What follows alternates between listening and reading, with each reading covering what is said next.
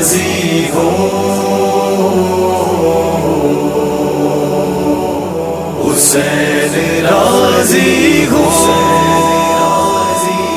راضی ہو مولا، راضی ہو مولا، راضی ہو مولا حسین، راضی ہو مل کر ہمیں سکام کریں، جس سے مولا حسین راضی ہو۔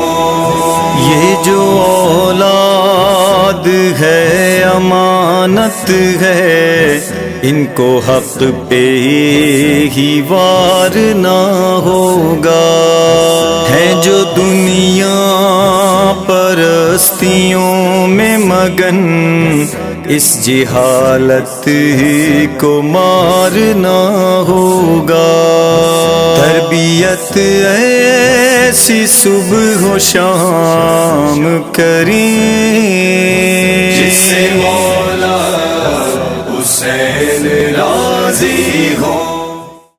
حاضران محفل سلام علیکم ورحمۃ اللہ۔ اعوذ باللہ من الشیطان الرجیم، بسم اللہ الرحمن الرحیم۔ رب اشرح لی صدری ویسر لی امری واحلل عقدۃ من لسانی یفقہوا قولی۔ ایک درود پڑھ دی پر محمد وآل محمد۔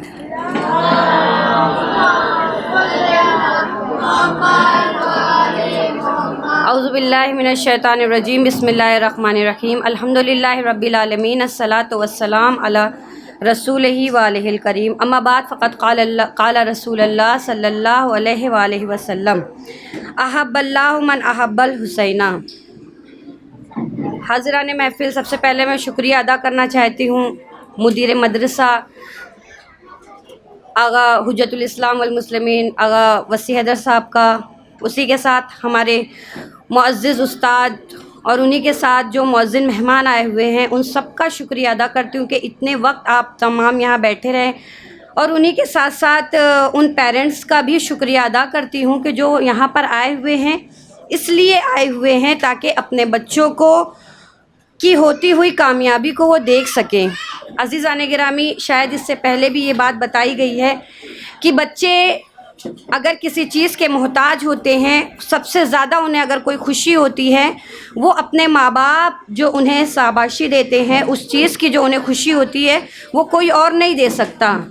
ہمارے دوسرے رشتہ دار ہمیں ہماری کامیابی پر ہمیں بہت حوصلہ دیتے ہیں، لیکن بچوں کو وہ چیز اتنی ترقی نہیں پہنچا سکتی جتنا اتنے اپنے والدین۔ اسی لیے بچوں کی آنکھیں نگاہیں تلاش کرتی ہیں، جب بھی اسکول کا کوئی فنکشن ہوتا ہے، جب بھی مدرسے کا کوئی فنکشن ہوتا ہے، بچوں کو بولنے کا موقع دیا جاتا ہے، تقریر کا موقع دیا جاتا ہے، تو اگر بچوں کی کوئی چیز سب سے زیادہ جسے احساس ہوتی ہے وہ یہ ہوتی ہے کہ ہمارے ماں باپ ہماری بات کو سنیں، ہم کیا کہہ رہے ہیں، ہماری ماں باپ ہماری چیزوں پر توجہ دیں۔ کیونکہ ماں باپ نے ہمارے پیچھے جو زحمتیں کی ہیں، ان زحمتوں کا نتیجہ اب انہیں اس شکل میں مل رہا ہے کہ ان کے بچے کس بلندی تک پہنچ رہے ہیں۔ اور عزیزان گرامی، آپ لوگ نے خود یہاں پر مشاہدہ کیا ہوگا کہ چھوٹے چھوٹے بچے ہیں شاید جن کی زبان بھی ابھی صحیح طریقے سے کھلی نہیں ہے، وہ یہاں پر آ کر مدح اہل بیت بیان کر رہے ہیں، وہ عظمت والدین کے سلسلے میں اقوال بیان کر رہے ہیں۔ ایک دوست کی پہچان کیا ہونی چاہیے، ایک تربیت کسے کہتے ہیں، آپ نارمل کسی بچے کو پوچھ لیجئے کہ تربیت کسے کہتے ہیں، وہ نہیں بتا پائے گا، لیکن ماشاءاللہ آپ نے مشاہدہ کیا کہ یہاں کے بچوں میں بولنے کی صلاحیت اتنی ہے کہ ذرا بھی جھجک نہیں ہے۔ یہ کامیابیاں انہیں کہاں ملی ہیں؟ یقیناً سب سے پہلی آغوش مادر کی رہی ہے، لیکن انہی کے ساتھ ساتھ ان کے استادوں نے بہت بہترین محنت کی ہے، اور خداوند عالم ان تمام محنتوں کو قبول فرمائے، بچوں کو دن بدن اور ترقی عنایت فرمائے۔ بس ایک مثال کے ذریعے عزیزان گرامی، چونکہ وقت زیادہ ہو چکا ہے، لیکن آپ لوگ یہاں پر بیٹھی ہوئی ہیں، ماؤں کا حوصلہ دیکھ کر بس ایک مثال دیتی چلوں اور آپ کی زحمت تمام۔ عزیزان گرامی، آپ لوگوں نے دیکھا کہ ہمارے گھر کا ماحول سب سے پہلا ہماری درسگاہ ہوتی ہے۔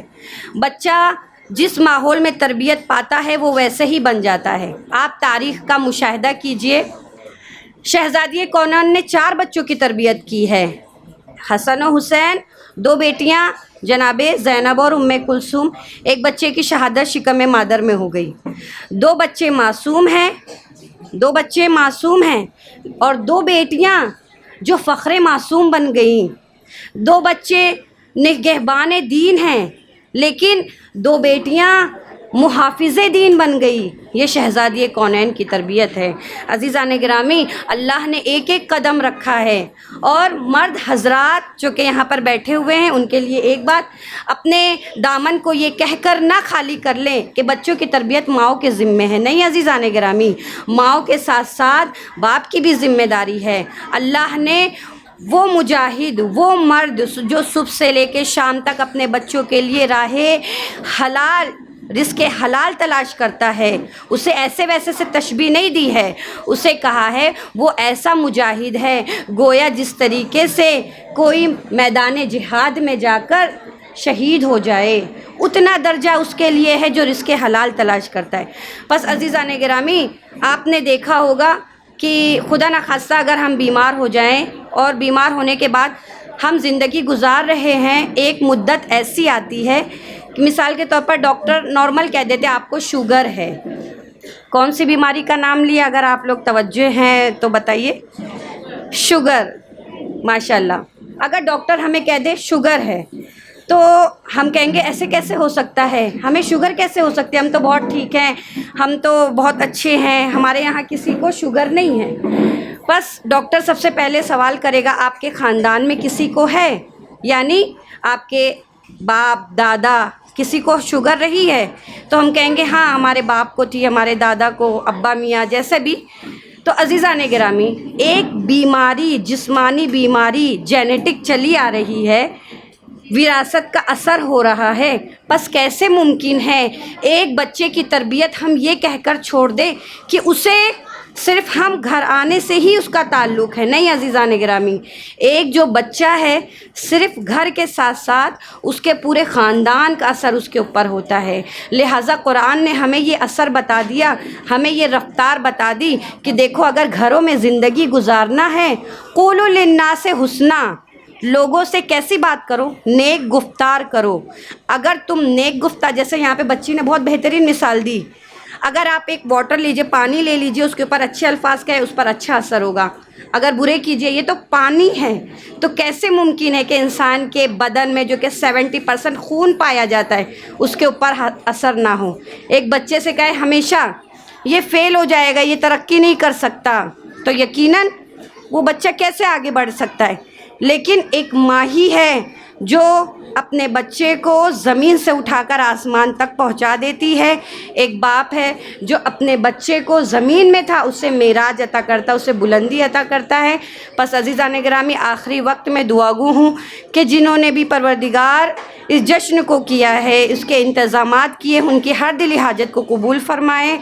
जो बच्चे यहाँ पर जो भी हाजत लेकर आ रहे हैं उनको हाजत रवां फ़रमाए। जो बच्चे इल्म हासिल कर रहे हैं उन्हें अपने इल्म और अमल दोनों पर करने की तौफीक इनायत फ़रमाए।